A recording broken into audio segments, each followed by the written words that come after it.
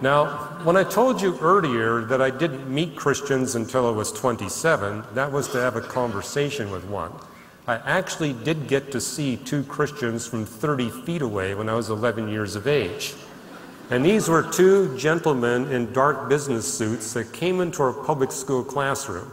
They were Gideons, and the Gideons, as you know, is an organization that puts Bibles in hotels and hands them out in public schools where they were allowed to do that. And at that time in Canada, the Gideons had free access into all the public schools. And they put 2 boxes on our teacher's desk and left without saying a single word. But we were all invited to take one if we wanted one.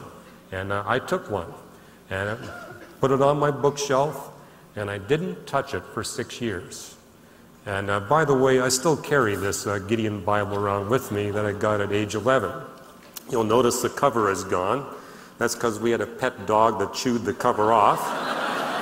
And I have 2 sons, and one of my sons concluded that our dog was from the pit of hell because he was destroying the Word of God. The other son was a little more positive. He says, no, we have a dog that's feeding on the Word of God. So.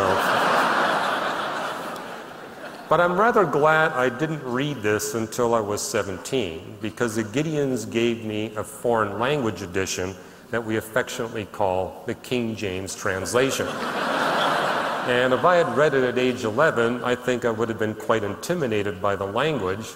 But the benefit of being raised in the Canadian public education system is that starting in grade 7, they just blast you with the plays of William Shakespeare. We had to study 1 or 2 plays every single year and memorize literally thousands of lines from those plays.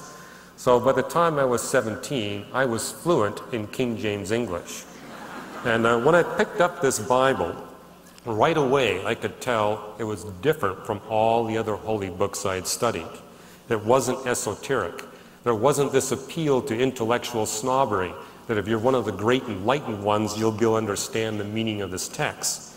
Rather, what I found was writing that was clear, it was direct, it was to the point, it was specific, and it was easy to put to the tests.